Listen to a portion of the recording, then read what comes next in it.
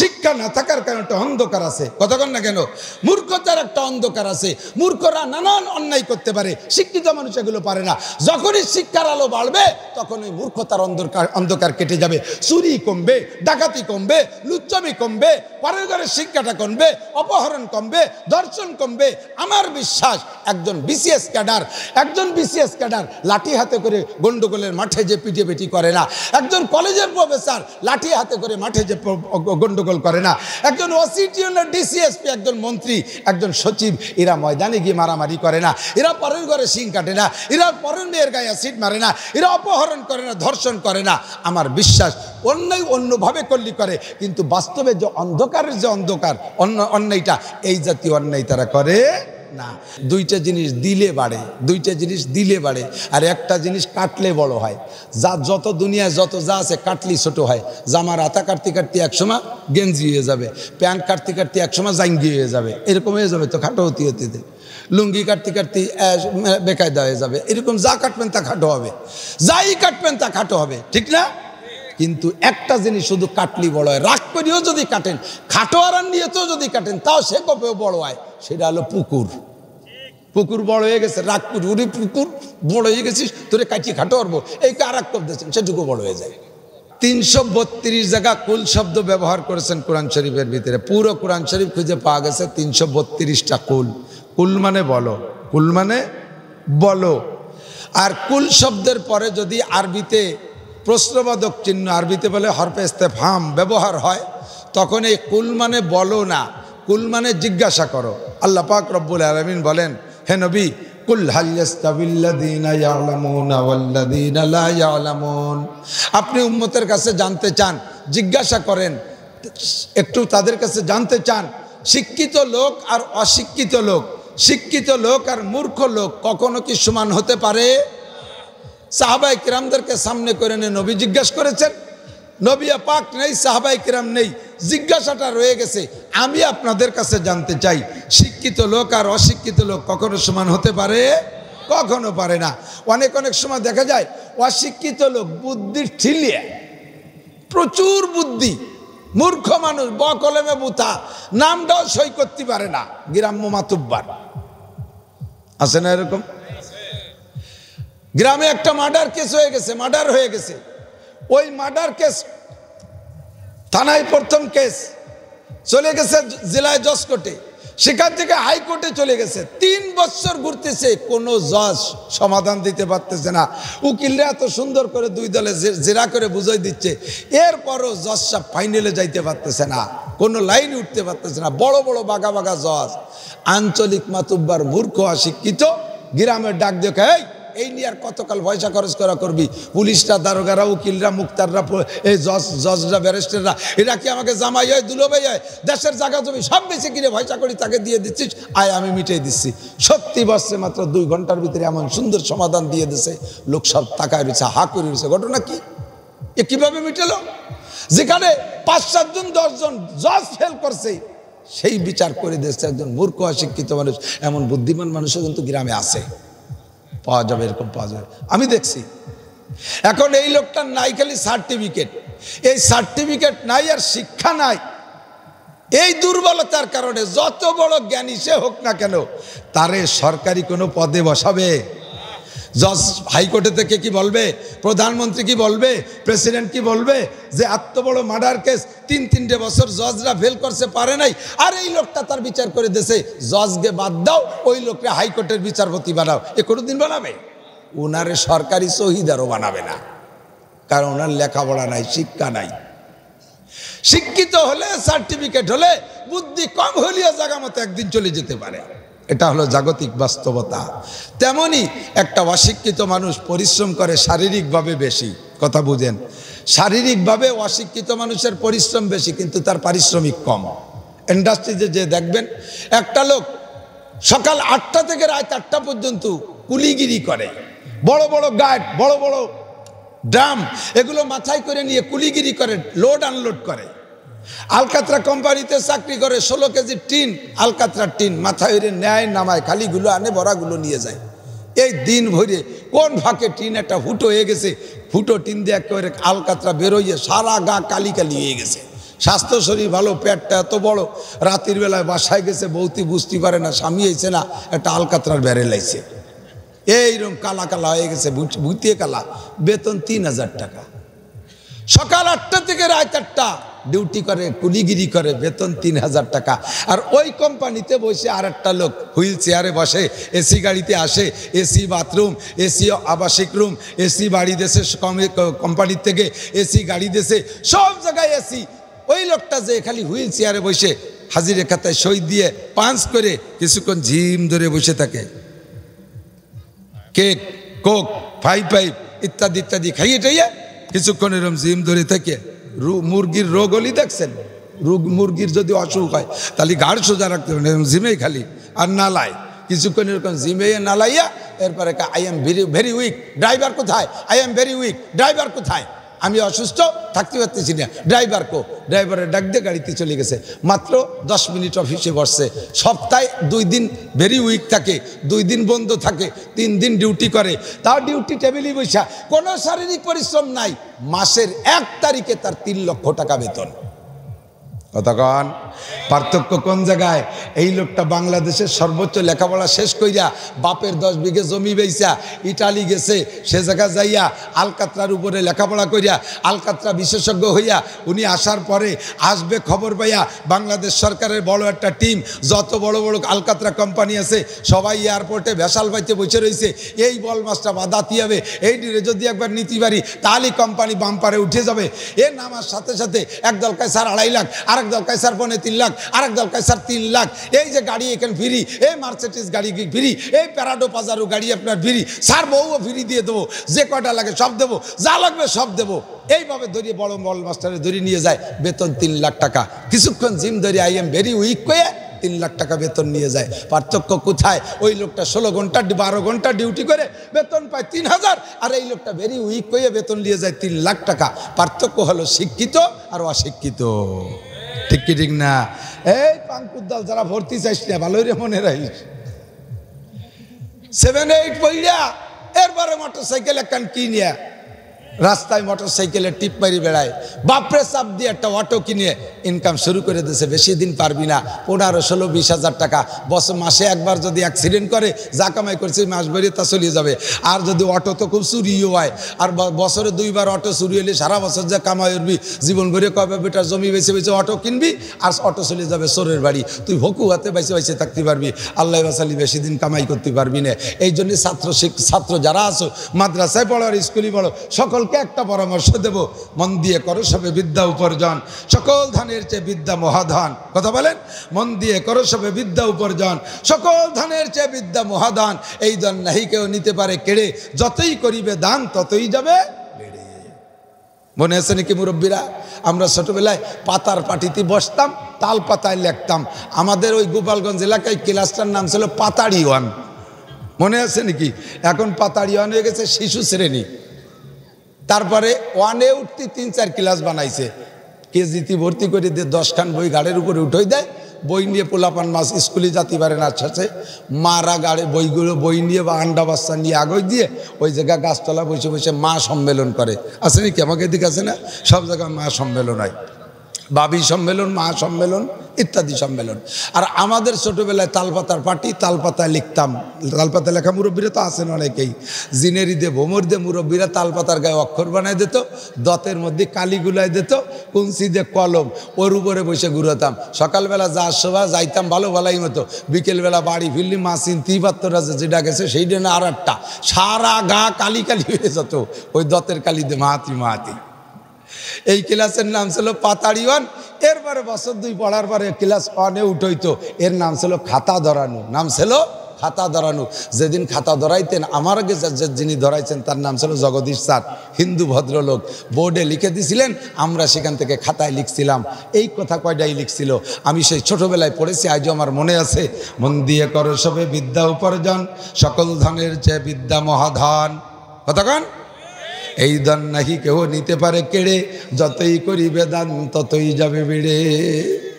এ মন দিয়ে করো সবে বিদ্যা উপার্জন, ভালো করে মন দিয়ে লেখাপড়া কর, সকল ধনের চেয়ে বিদ্যা মহাধন।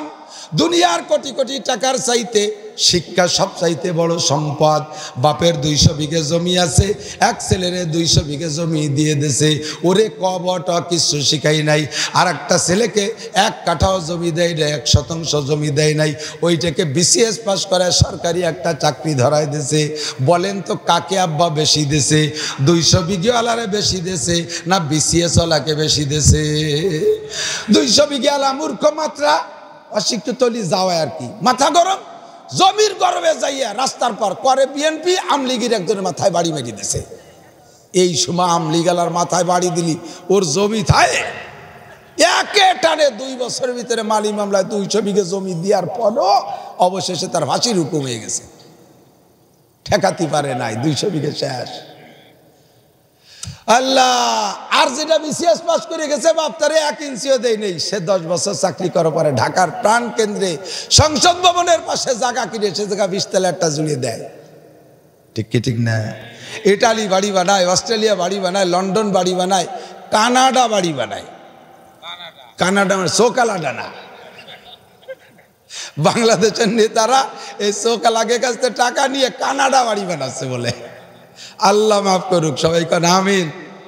তো এই শিক্ষিত হলে শিক্ষাই সবচেয়ে বড় ধন। আরে ওই টাকা তো জমি তো নিয়ে যেতে পারে কেউ কেড়ে, 5 বস্তা টাকা নিয়ে যাচ্ছি রাস্তায়, ডাকাতি কেড়ে নিয়ে যেতে পারে, কিন্তু আমার সার্টিফিকেট তো কেউ কেড়ে নিতে পারবে না। নিলিও তা দিয়ে বাড়ি খালি তো তার পেট ব্যথা সারবে না, সবটা নিলিও সার্টিফিকেট নেবে না, ওই দিয়ে কাজ হয় না। ঠিক কি ঠিক না? আল্লাহু আকবার। এই জন্যই বলি মন দিয়ে করে সবে বিদ্যা উপার্জন, সকল দানের চেয়ে বিদ্যা। এই ছাত্ররা পড়তে চাইছে আদামি বানাব, আবার এই জায়গা বসে ওয়াজ শুনতে আর এক দিক সেই রয়েছে, এটাও তো পড়ানো। ইন্না হাজাল ইলমা দিনুন, এই যে যা পড়াপড়ি করতেছি এটাও দিন, এগুলোই তো উপদেশ, এগুলোই তো লেখাপড়া। এই বইতে লিখে দিলি পারা তুমি বছর পর বছর পরীক্ষা দিতে, এগুলো তো লেখবে না। লেখবে হলো তোমরা বান্দরের মানুষ হয়েছে তাই লিখতেছে, মানুষের তো দামি, মানুষের তো দামি মানুষ হবা তাই পড়াচ্ছে, আর এক দিকছে বাদাম খাচ্ছ, আর বান্দরের মানুষ বানাইছে তাই বড় মন দিয়ে, ওগুলো বাদ দাও আম্মা বাদ। আল্লাহ, এবার এই দান নাহি কেউ নিতে পারে কেড়ে, এটা কেউ কেড়ে নিতে পারবে না। যতই করিবে দান ততই যাবে বেড়ে, যত দান করবেন তত বেড়ে যাবে। ঠিক কি ঠিক না? 2টা জিনিস, একটা জিনিস, 3টে জিনিস, 2টা জিনিস দিলে বাড়ে, 2টা জিনিস দিলে বাড়ে, আর একটা জিনিস কাটলে বড় হয়। যা যত দুনিয়ায় যত যা আছে কাটলি ছোট হয়। জামার আতা কাটতে কাটতে একসময় গেঞ্জি হয়ে যাবে, প্যান্ট কাটতে কাটতে একসময় জাঙ্গি হয়ে যাবে, এরকম হয়ে যাবে তো খাটো হতে হতে। লুঙ্গি কাটতে কাটতে বেকায়দা হয়ে যাবে, এরকম যা কাটবেন তা খাটো হবে, যাই কাটবেন তা খাটো হবে। ঠিক না? কিন্তু একটা জিনিস শুধু কাটলি বড় হয়, রাগ করিও যদি কাটেন, খাটো আরান নিয়েতেও যদি কাটেন তাও সে কপেও বড় হয়। সেটা হলো পুকুর।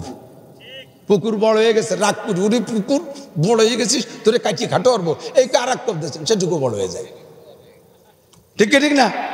পুকুর যত কাটবেন তত বড় হয়, আর অন্য যা কিছু আছে যত কাটবেন তত খাটো হয়। আর 2টা জিনিস নগদের পর দিলেই বেড়ে যায়। 100 টাকা থেকে 10 টাকা দিলে 90 টাকা থাকে, এটা তো নগদে কমছে। কিন্তু আমরা ফজিলত বলি পরে আপনি পাবেন, আপাতত তো কমছে, এই মুহূর্তে কমে গেছে না। 100তে 10 দিলে 90 থাকে, 1000তে 500 দিলে 500 থাকে। কিন্তু 2টা জিনিস যখন দেবেন তখনই বাড়ে, একটা হলো আগুন আর একটা হলো বিদ্যা। একটা আগুন আর একটা বিদ্যা।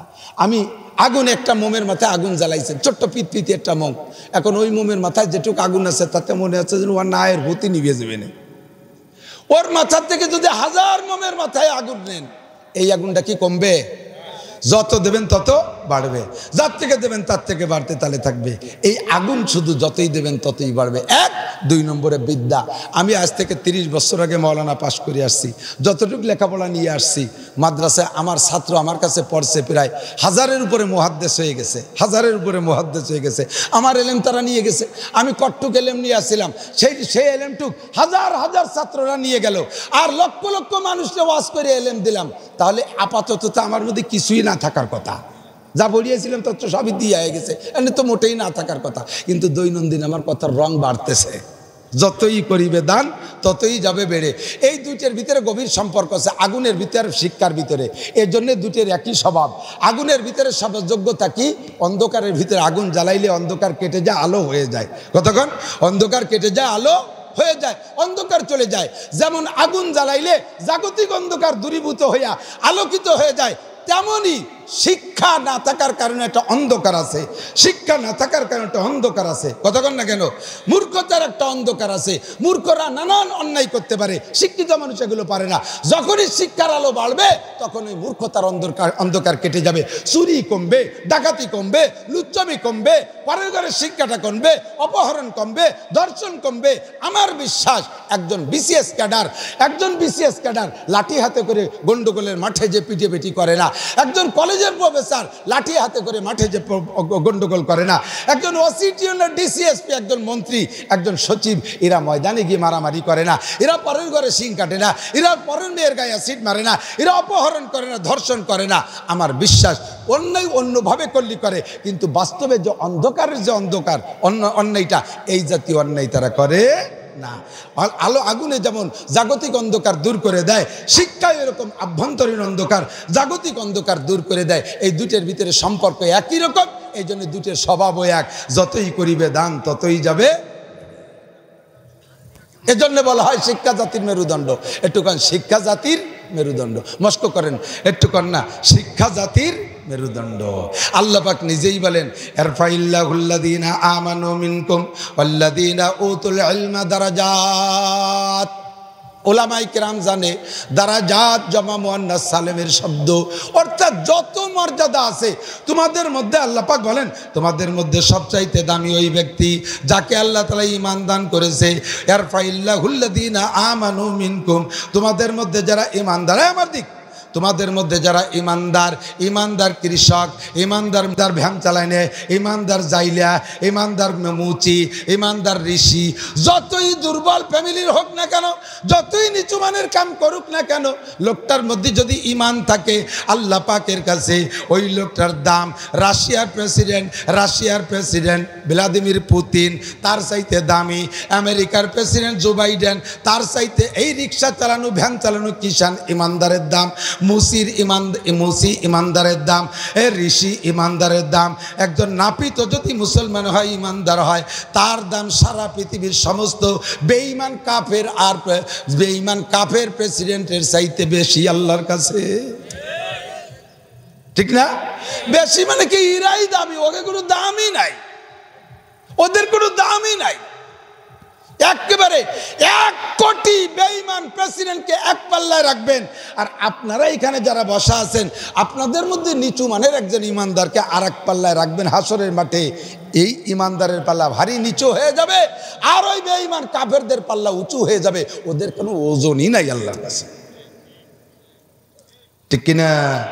আল্লাহ কা ইয়ারফাইল্লাহুল্লাযীনা আমানু মিনকুম ওয়াল্লাযীনা উতুল ইলমা দারাজাত, তোমাদের মধ্যে আল্লাহ পাকের কাছে সবচাইতে দামি ইমানদার যারা, তারা পুরুষ ইমানদার, নারী ইমানদার, মাস্টার ইমানদার, ডাক্তার ইমানদার, পুলিশ ইমানদার, আর্মি ইমানদার, বিডিআর ইমানদার, র্যাব ইমানদার, কৃষক ইমানদার, ব্যবসায়ী ইমানদার, রাজনীতিবিদ ইমানদার, যারাই আছে ইমানদার, তাদের দাম আল্লাহর কাছে সবচাইতে বেশি। আর কারা? আর আল্লাহ পাক বলেন আল্লাযীনা উতুল ইলমা দারাজাত, যাকে আল্লাহ তাআলা জ্ঞান দিয়েছেন, শিক্ষা দিয়েছেন, তার মর্যাদা সবচাইতে। দুনিয়ার জ্ঞান শিক্ষা করলে দুনিয়ায় তার দাম বেশি, আর আখিরাতের জ্ঞান শিক্ষা করলে আখিরাতে তার দাম বেশি। কতক্ষণ ঠিক না?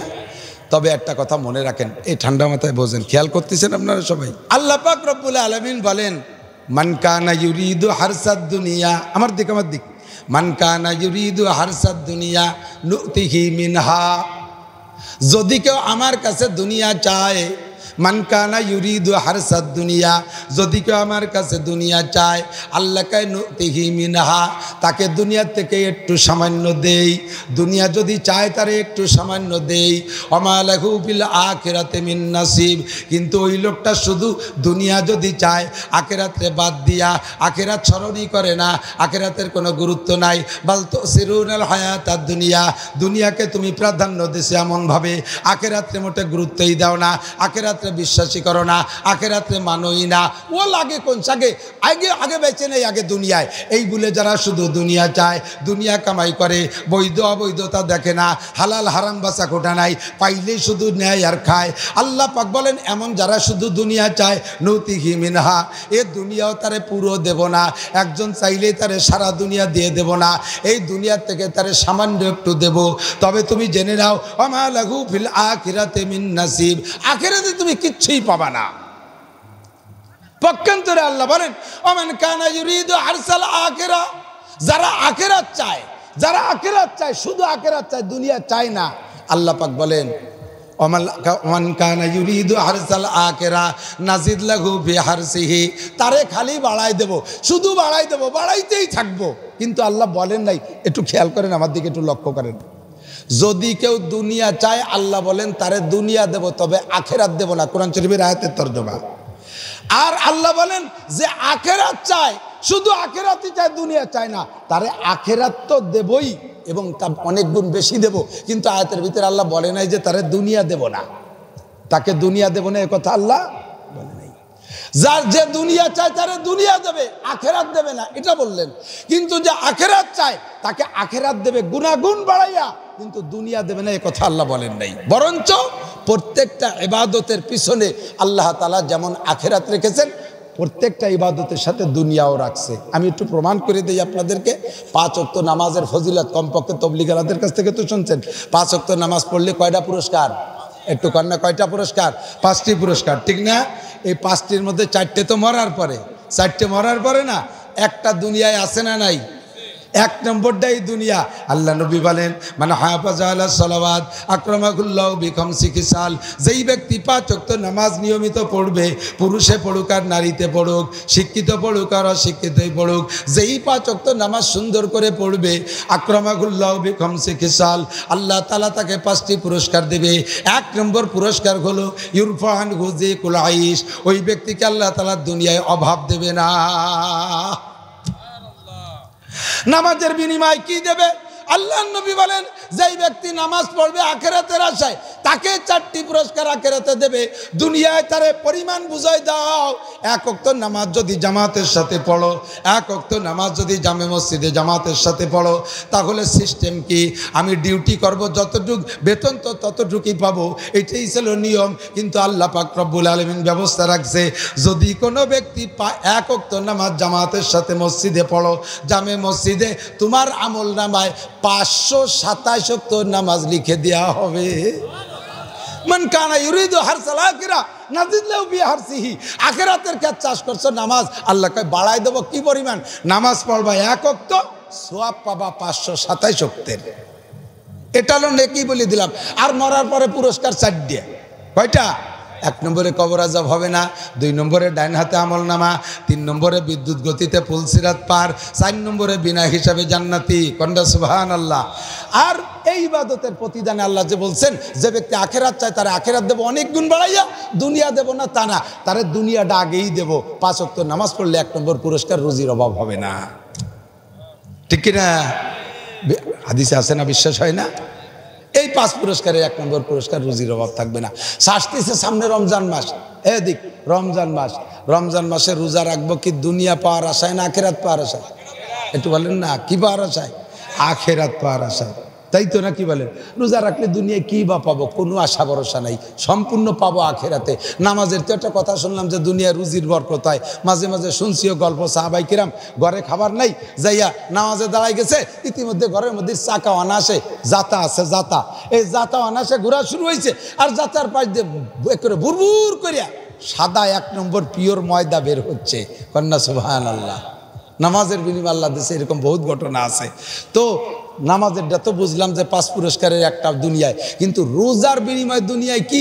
নবী পাক বলে, এদিক তাকাও, রোজার বিনিময় আল্লাহ পাক নিজেই বলেছেন, অসৌমু লি ওয়া আনা আজজি বিহি, রোজা রেখেছো আমার জন্য, এর প্রতিদান আমি আল্লাহ তাআলা কিয়ামতে নিজ হাতে দেব। সেটা কি? যত মানুষ দুনিয়ায় রোজা ছিল সব মানুষকে আল্লাহ পাক আরশে আজিমের নিচে বসাইয়া আর একবার জান্নাতুল ফেরদৌসের মধ্যে বসাইয়া, প্রথমবার আরশে আজিমের নিচে বসাইয়া দ্বিতীয়বার জান্নাতের মধ্যে বসাবেন। জান্নাতের মধ্যে বসাইয়া আল্লাহ পাক একটা কনফারেন্স করবেন, আল্লাহ পাক একটা মাহফিল করবে। এই মাহফিলটা হবে তিলাওয়াতের মাহফিল, শুধুমাত্র তিলাওয়াত, তর্জমা হবে না। এই তিলাওয়াত করবেন তিনজনে। এক নম্বরে দাউদ আলাইহিস সালাম, দুই নম্বরে বিশ্বনবী মুহাম্মদ রাসূলুল্লাহ সাল্লাল্লাহু আলাইহি সাল্লাম, তিন নম্বরে স্বয়ং আল্লাহ পাক নিজে তিলাওয়াত করে শোনাবেন। কন্যা সুবহানাল্লাহ। এই দিন আল্লাহ তাআলা তিলাওয়াতের শেষে তবারক বিতরণ করবেন, খাবার দেবেন। এই খাবারটা আল্লাহ তাআলা নিজ হাতে সমস্ত জান্নাতীদের মুখে উঠে খাওয়াবে। এর নাম হলো নুজুলাম মিন গফুরির রহিম, আল্লাহর পক্ষ থেকে মেহমানদারি। এই মেহমানদারি হবে জান্নাতের ভিতরে। এর নাম হলো, আল্লাহ পাক বলেন ওয়াসসাউমুলি ওয়া আনা আজজিবিহি, রোজা রেখেছো বান্দা আমার জন্য, এর প্রতিদান আমি দেব। দুনিয়ায় কি পাবো? হুজুর পাক সাল্লাল্লাহু আলাইহি ওয়াসাল্লাম বলেন রমজান মাসটা হলো ইজাদু ফিহি রিজকুল মুমিন।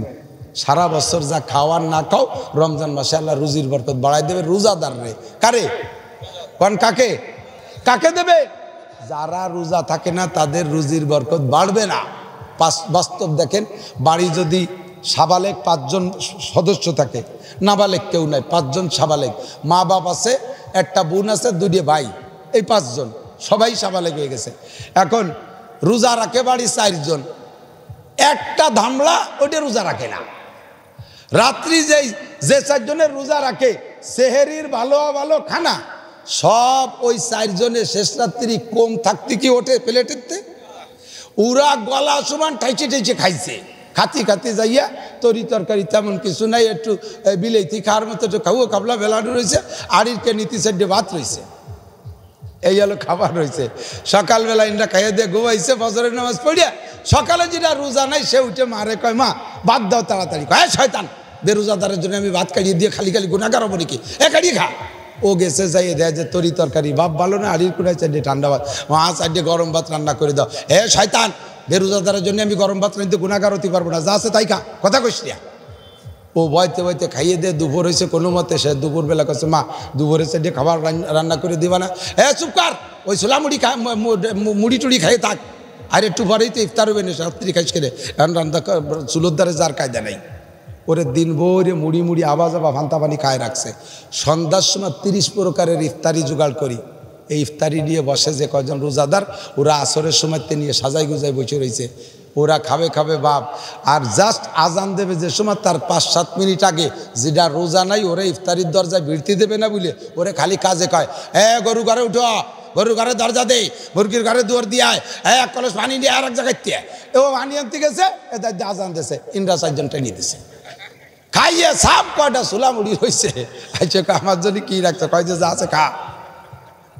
সে মুড়ি কয়টা তো সেবা হয়ে গেছে, শুটো হয়ে গেছে, তাই খানিক জোহের মতো চাবাই চুবাইয়া ও কয় যে কালকে তো রোজা আমিও থাকবো। ও বুঝে ফেলাইছে যে রোজাদারের জন্য মোটা রুজি, কথা কর না কেন, রোজাদারের মোটা রুজি প্রতিদান আল্লাহ কিয়ামতে দিবেন। তবে দুনিয়ায় আল্লাহ তাআলা রমজান মাসে রোজাদারের রুজির বরকত বাড়ায় দেয়। বাস্তবে প্রমাণ আছে না নাই? সারা বছর যত ভালো খাই না কেন, রমজান মাসে গরিব মানুষ ইফতারির সময় একটু ভালো খেজুর জোগাড় করে, একটু ফল পাকড়া জোগাড় করে, একটু শরবত খায়। সারা বছরের মধ্যে খেজুর খাই না, সারা বছরের মধ্যে শরবতগুলাই খাই না, প্রত্যেক দিন ইফতারির সময় শরবত জোগাড় করি। এটা রমজান মাসে আল্লাহ তাআলা রুজির বরকত বাড়ায় দেয়। ঠিক কি ঠিক না? প্রত্যেকটা ইবাদতের প্রতিদান আল্লাহ তাআলা দুনিয়া রেখেছেন। যে কথা আল্লাহ বলেছেন, আমান কানা ইউরিদু হারসাল আখিরা নাজিদ লাহু ফি হারসিহি, যে ব্যক্তি আখিরাতের ক্ষেত চাষ করে আমি তার চাষে বরকত দেই। ইবাদত করবা কম, নেকি পাবা বেশি, পরিশ্রম করবা কম, পারিশ্রমিক পাবা বেশি, ডিউটি করবা কম, বেতন পাবা বেশি। হজের প্রতিদান কি? একমাত্র আখিরাত ছাড়া কিছুই না। পরিষ্কার আল্লাহ নবী বলেন, হজের প্রতিদান আল্লাহ পাক কি রাখছে? হজ্জে মাবরুরের প্রতিদান একমাত্র জান্নাত ছাড়া আর কিছুই না। কোন সুবহানাল্লাহ। একটা কবুল হজের প্রতিদান জান্নাত ছাড়া আর কিছু না। তাহলে দুনিয়ায় কি হবে? পরিষ্কার হাদিসে আসছে, যেই ব্যক্তি হজ অথবা উমরা করে, যেই ব্যক্তি হজ অথবা উমরা করে হালাল টাকা দিয়া, নিজের হালাল টাকা দিয়া হজ অথবা উমরা করে, আল্লাহ তাআলা তাকে হজের থেকে আসার পরে মরণকাল পর্যন্ত অভাব দেয় না। আমি বলে দিলাম, আজকে এতদিন না শুনলে না শুনতে পারেন, এখন থেকে ট্রাই করেন। আপনাদের এলাকায় যত হাজি আসে হজ করছে, ফাঁকে আবার দেখবেন যে হজ করে আসার পরে ভিটে বাড়ি বেসে কিনে খাইয়ে চলিয়ে গেছে, খুঁজে দেখবেন যে ওর টাকার মধ্যে সমস্যা ছিল, ওর টাকা ভালো না। ভালো টাকা হালাল টাকা দিয়ে হজ উমরা করলে ওই লোকটার মরণকাল পর্যন্ত অভাব হবে না। আমারটা ভালো না মন্দ আমি তা বলছি না, কিন্তু আমি হজের নগদ পুরস্কার এই প্রতিদানটা আমি পেয়ে গেছি, আমি শুকর আদায় করি। 13 সালে প্রথমবার হজে গেছি, বহুত কষ্ট ক্লান্ত করে কিছু কিছু গুছাইয়া, আমার সাথীরা অনেক আগের থেকেই যাচ্ছে হজে, সবাই খালি খেপায় হজে যাবা না, টাকা দিয়ে কি করবা, করতে করতে কষ্ট করে শেষবার 2,20,000 টাকা প্যাকেজ। এখন তো উমরাই লাগতেছে 2.5 লাখ টাকা, তো হজেই 2,20,000 টাকা দিছি।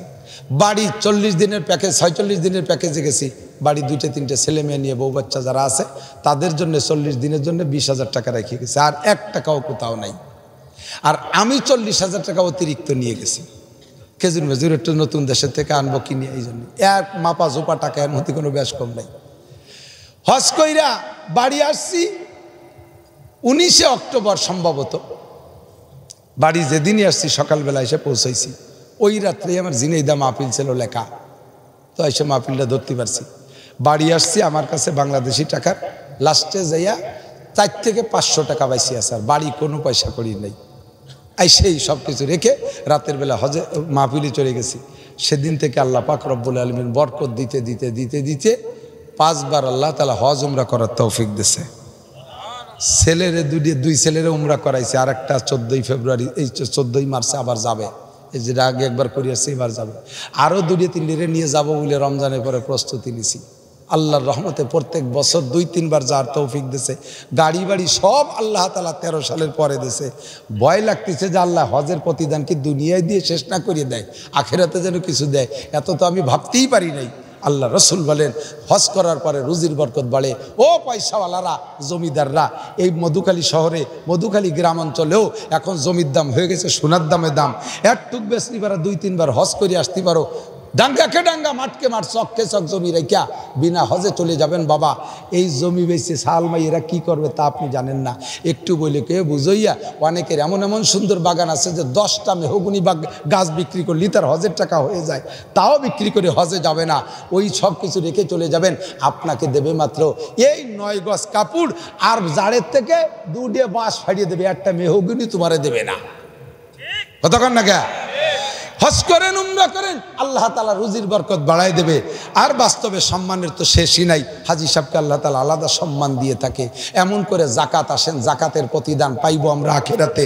আল্লাহ নবী বলেন জাকাতি ইউনমিল মাল, জাকাতি ইউজাক্কিল মাল, জাকাতে মাল পবিত্র করে, জাকাতে মাল বাড়ায়। খেয়াল করতেছে না, খুব তাড়াতাড়ি বলা হয়ে যাচ্ছে বিদায় খেয়াল করতেছে না। জাকাত দিলে আপনার মাল পাক হয়, জাকাত না দিলে আপনার মাল নাপাক হয়ে যায়। কেন?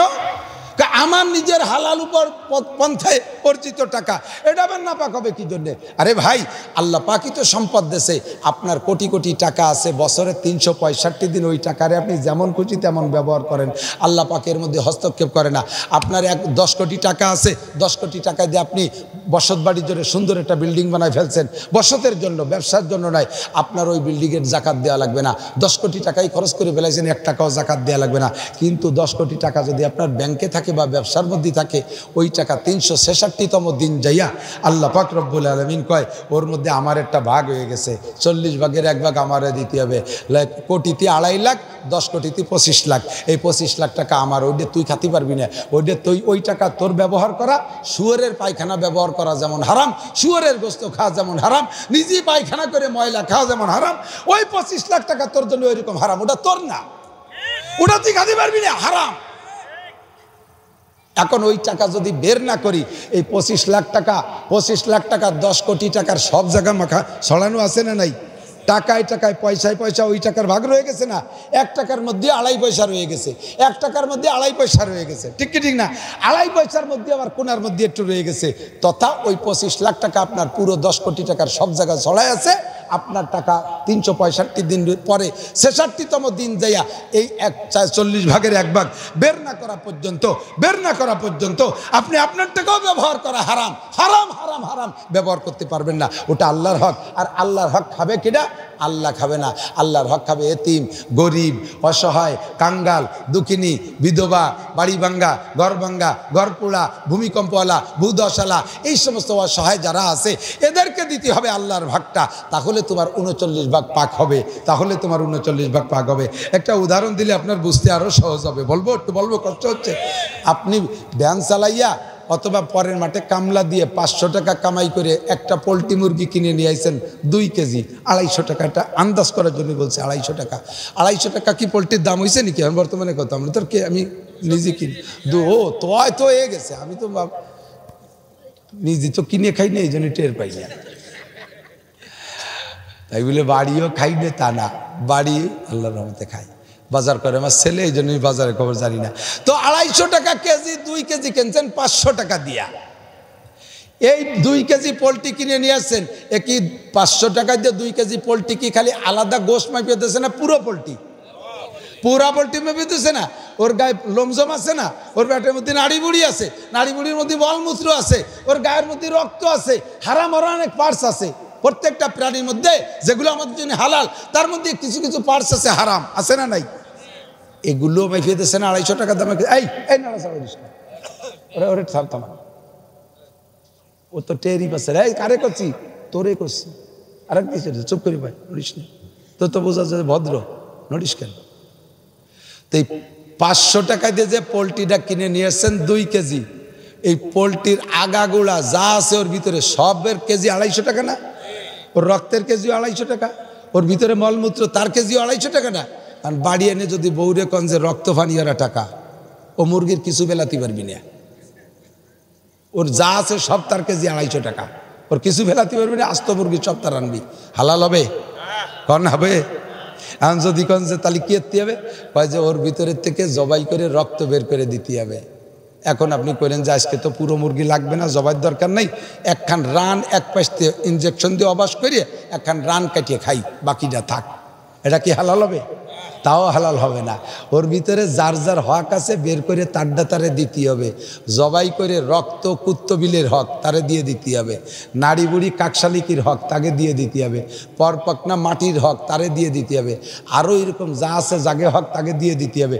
এই দেওয়ার পরে যেটুক থাকবে ওইটুক আপনার 250 টাকা কেজি এবার 350 পড়লিও এবার ওইটুকির ভিতরে যে আপনার হালাল দাঁড়াবে। নইলে যতক্ষণ পর্যন্ত অন্যের হক না দেবেন অতক্ষণ পর্যন্ত ওর এক পাশে এখন ঠ্যাং কাটিয়ে খাওয়া আপনার জায়েজ নাই। সেম আপনার টোটাল টাকা 366তম দিন যাইয়া ওর ভিতরে গরিবের যে হক আছে এই হকটা জবই করে বের করে দিতে হবে, জবই করে বের করে দিতে হবে। এতিমেরটা এতিম রে দাও, গরিবেরটা গরিব রে দাও, মিসকিনেরটা মিসকিন রে দাও, যারটা তারে দাও। তারপরে যেটুক থাকবে সেইটুক তুমি খাবা। 366তম দিন যাইয়া তোমার 1 কোটি টাকার একখান রান কাটিয়ে খাতে পারবা না জবই না দিয়ে।